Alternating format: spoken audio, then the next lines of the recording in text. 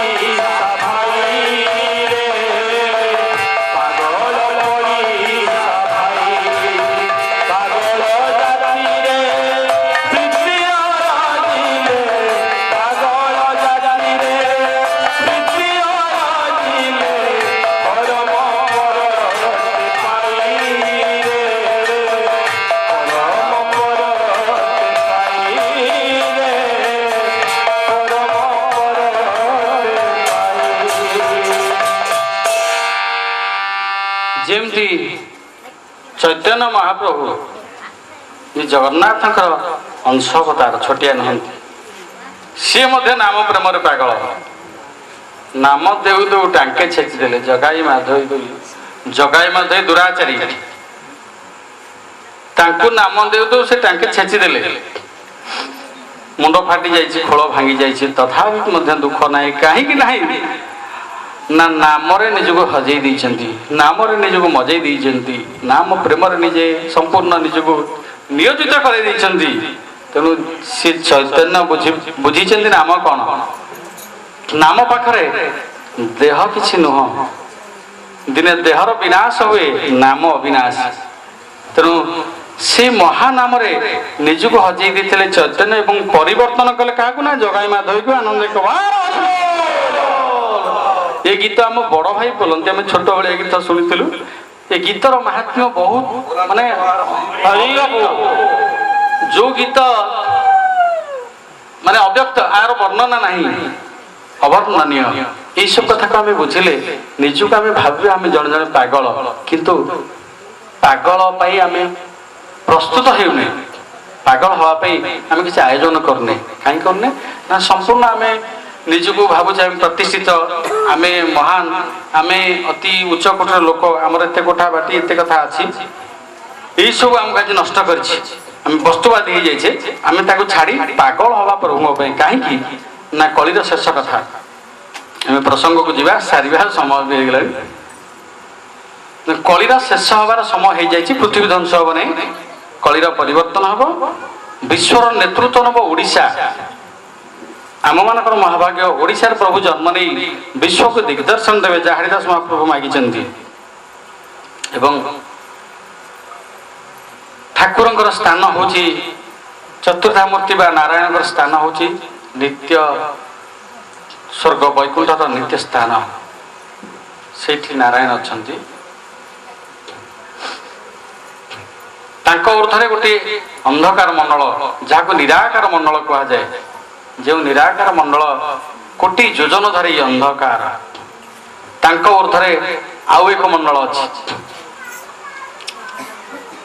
से मंडल ना होचंती अग्निमंडल हुतासन सम अग्नि जलुचंती तांको केही भेद करि पारंती नाही तांको ऊर्धरे आउ एक मंडल अच्छी अहिमंडल सुजाणु नामक अहि जगी रही क्या छाड़ी दिखती ना कौ मान को छाड़देवे आपर कहवा ऊर्धरे नित्य गोलोक क्षीराब्दी शयन रचना किए ना श्रीकृष्ण गोविंद गोविंद गोविंद पदु गलुची से मकरंद पान करी हेले तरिले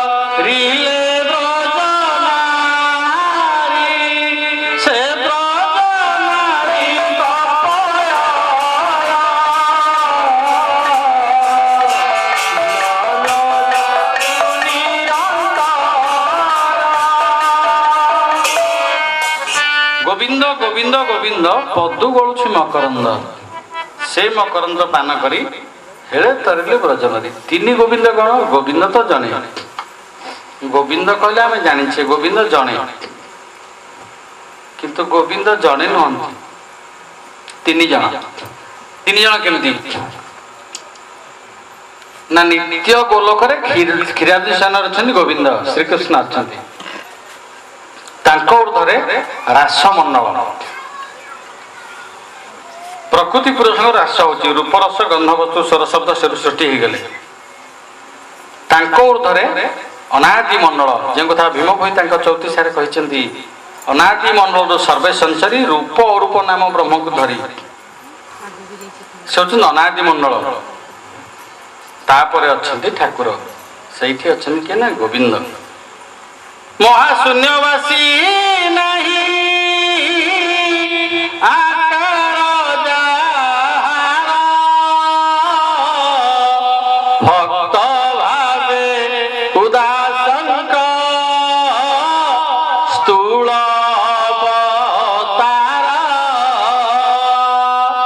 से अच्छा उदास शून्य परम ब्रह्म की जय स्वर्गर सप्तलोक पर आउ ଶବ୍ଦ ଲୋକ ଶେଷ ଭାଗରେ ଅଛନ୍ତି କିଏ ନା ଠାକୁର ଉଦାସ ଶୂନ୍ୟ ପରମ ବ୍ରହ୍ମ। ଉଦାସ ଶବ୍ଦର ଅର୍ଥ ଯିଏ ତ୍ରିଗୁଣାତୀତ, ଯାହାଙ୍କୁ ଗୁଣ ସ୍ପର୍ଶ କରିନାହିଁ, ଯିଏ ନିର୍ଗୁଣ, ଯିଏ ନିରାକାର, ଯିଏ ଅଣଚିହ୍ନ, ଯିଏ ଅଣାକାର, ସେ ହେଉଛନ୍ତି ନା ଉଦାସ ଶୂନ୍ୟ ପରମ ବ୍ରହ୍ମ।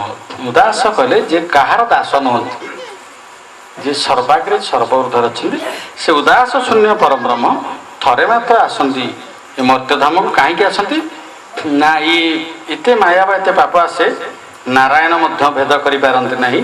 ନାରାୟଣକୁ ନିର୍ଦ୍ଦେଶ ଦେଲେ ତୁ ଯା ଜମ୍ବୁଦ୍ୱୀପରେ ଦାରୁବ୍ରହ୍ମପୁର ପୂଜା ପାଇବୁ, ମୁଁ ଲୀଳା କରିବି ଅଦେହ ମୋ ଦେହ ପ୍ରକାଶୀ, ମହାମହିମା ପ୍ରକାଶୀ, ମୋର ଅଦେହରୁ ଦେହ ପ୍ରକାଶ ହେବ। କେଉଁଠି ହେବ ନା ଛତିଆ ଦର୍ପଣୀ ମଧ୍ୟରେ ମୁଁ ଜନ୍ମ ଦେଇ ମହାଲୀଳା କରିବି କଳିର ଶେଷ ଭାଗରେ। ତେଣୁ ଠାକୁର ଆସିବେ, ଠାକୁରଙ୍କର ସ୍ଥାନ ହେଉଛି ମହାଶୂନ୍ୟ। ସେଇ ଶୂନ୍ୟବାସୀ, ସେଇ ପରମାତ୍ମା କଲ୍ୟାଣ କରନ୍ତୁ ସମସ୍ତଙ୍କ ପ୍ରତି ଏବଂ ସମସ୍ତଙ୍କ ପ୍ରତି ସେଇ ଚେତନାର ବିକାଶ ହଉ। କେମିତି ହବ ଆମେ ଜାଣିଲେ ଠାକୁର ଅଛନ୍ତି ଏଇଠି, କିନ୍ତୁ ଚେତନାର ବିକାଶ କେମିତି ହେବ? ବ୍ରହ୍ମ ରାମ ତେ ନାମ ବଡ଼ ବରଦାୟକ ବରଦାନୀ, ରାମଚରିତ ଶତ କୋଟି ମହ ଲିୟ ମହେଶ ଜିୟ ଜାନି, ସିୟାବର ରାମଚନ୍ଦ୍ର ଜି ଜୟ। ବ୍ରହ୍ମ ରାମ ତେ ନାମ ବଡ଼। ଗୀତାର ପୁରୁଷୋତ୍ତମ ଯୁଗରେ ଭଗବାନ କହିଲେ ମୁଁ ଉତ୍ତମ ପୁରୁଷ। ତେଣୁ ଗୀତାର ମୀମାଂସା ହେଲା କୋଉଠି ନା କୃଷ୍ଣ କହିଲେ ରୂପ ନୁହନ୍ତି, ଆକାର ନୁହନ୍ତି, ଦେହ ନୁହନ୍ତି, କୃଷ୍ଣ ରୂପାତୀତ। ପୁରୁଷୋତ୍ତମ ଯୁଗରେ କହିଲେ ମୁଁ ପରମାତ୍ମା, ମୋର ସ୍ୱରୂପ କୋଟି ସୂର୍ଯ୍ୟ ସମ ଜ୍ୟୋତିର୍ମୟ। ତେଣୁ ଗୀତାର ମୀମାଂସା ଏଇଠି ହେଲା। ଏଠି ରାମଚରିତ ମାନସ ତୁଳସୀଦାସ କହୁଛନ୍ତି, ରାମଚରିତ ମାନସର ମୀମାଂସା ଏଇଠି ଅଛି ବ୍ରହ୍ମ ରାମ ତେ ନାମ ବଡ଼। ମାନେ ରାମ ବ୍ରହ୍ମଙ୍କ ଅପେକ୍ଷା ନାମ ବଡ଼। କେମିତି ନା ବରଦାୟକ ବରଦାନୀ। ସେ ବରଦାୟକ ଯିଏ ତପସ୍ୟା କରନ୍ତି ବର ଦିଅନ୍ତି, ବରଦାନୀ ଯାହାପରେ ସନ୍ତୁଷ୍ଟ ହୁଅନ୍ତି ତାଙ୍କୁ ବର ପ୍ରଦାନ କରନ୍ତି। ବ୍ରହ୍ମ ରାମ ତେ ନାମ ବଡ଼, ବରଦାୟକ ବରଦାନୀ, ବରଦାନ କରନ୍ତି ଏବଂ ବର ଦିଅନ୍ତି। କିନ୍ତୁ ରାମଚରିତ ଶତ କୋଟି ମହ, ଶତ କୋଟି ପ୍ରକାର ରାମଚରିତ ପାଠ କରି କିଏ ନା ଶଙ୍କର ଭଗବାନ କଣ ପାଇଲେ ନା ନାମ ପାଇଲେ। ରାମଚରିତ ଶତ କୋଟି ମହ ଲିୟ ମହେଶ ଯିଏ ଜାଣି, ଶଙ୍କର ଭଗବାନ କହିଲେ ରାମଚରିତ ମାନସରେ ନାହାନ୍ତି, କୋଉଠି ଅଛନ୍ତି ନା ନାମରେ ଅଛନ୍ତି।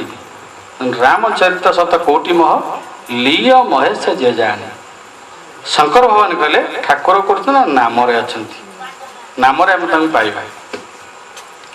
ମନ ବସି ନାମକୁ ଚିହ୍ନ, ନାମକୁ ଚିହ୍ନିଲେ ବ୍ରହ୍ମ ଦର୍ଶନ। ମନ ବସି ନାମକୁ ଚିହ୍ନ, ନାମକୁ ଚିହ୍ନିଲେ ବ୍ରହ୍ମ ଦର୍ଶନ। ମନ ବସି ନାମକୁ ଚିହ୍ନ, ନାମକୁ ଚିହ୍ନିଲେ ବ୍ରହ୍ମ